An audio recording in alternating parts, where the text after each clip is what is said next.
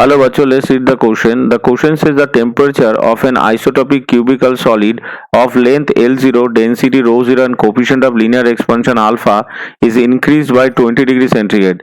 At higher temperature, to a good approximation, option 1 length is L0 1 plus 20 alpha, option 2 total surface area is L0 square 1 plus 40 alpha, option 3 total volume is L0 cube 1 plus 60 alpha, option 4 density is rho zero by 1 plus 60 alpha.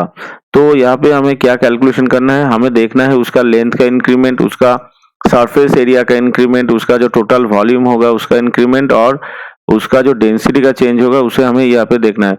Now the change in length यानी length increment को हम कैसे लिख सकते हैं, length increment और the final length अगर capital ले लेते हैं तो capital L is equal to हो जाएगा initial length into 1 plus alpha into change in temperature.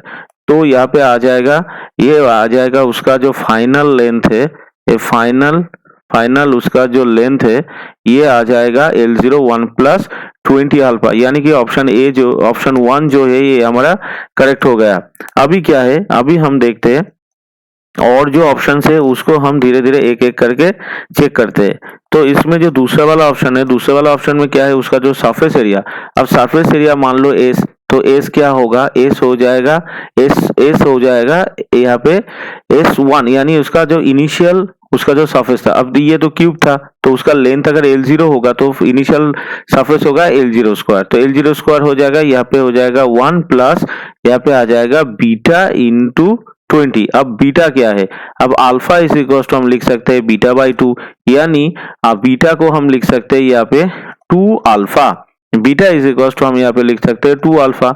सो उसका जो सरफेस होगा वो सरफेस हो जाएगा L0 स्क्वायर 1 प्लस 40 अल्फा, लेकिन ये होगा वन सरफेस का, एक ही सरफेस का ये आएगा। अभी इसमें कितना सरफेस है, 6 सरफेस है तो इंटू 6 होना चाहिए था, लेकिन यहाँ पे जो ऑप्शन है L0 स्क्वायर 1 प्लस 40 अल्फा, तो ये हो गया गलत, क्योंकि टोटल सरफेस एरिया होगा one surface area change in one surface area into 6, यानी 6 इंटू एस ये होना चाहिए था। अभी ऑप्शन 3 को ले लेते हैं, टोटल वॉल्यूम। अब टोटल वॉल्यूम में कितना है, तो उसका जो वॉल्यूम का चेंज होगा अगर उसको अगर हम V ले लेते हैं तो V यहाँ पे क्या आ जाएगा, L0 क्यूब इंटू 1 प्लस यहाँ पे आ जाएगा क्या, gamma into change in temperature. अब गामा अल्फा से कैसे रिलेटेड है, अल्फा इज इक्वल टू हम लिख सकते हैं गामा बाई 3, जहाँ पे गामा होता है volume coefficient of volume expansion, तो यहाँ पे गामा हो जाएगा 3 अल्फा।